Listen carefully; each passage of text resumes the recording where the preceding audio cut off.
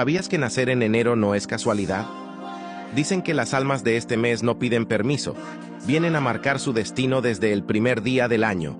Las personas nacidas en enero cargan una energía fuerte, como si hubieran sido elegidas para abrir caminos, liderar procesos y romper ciclos en su familia. No son almas comunes, son guardianes de los comienzos y los cambios.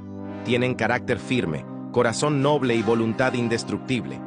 Cuando caen, se levantan más fuertes. Cuando sufren, aprenden. Y cuando aman, lo hacen con verdad. Muchos creen que los nacidos en enero están protegidos por una luz especial, porque nacen cuando el tiempo renace y la energía se limpia para empezar otro ciclo. Si naciste en enero, no lo olvides. Viniste a liderar y cambiar la historia. Escribe en los comentarios: yo nací para comenzar, y guarda este video si eres de enero o conoces a alguien con esta fuerza en su alma.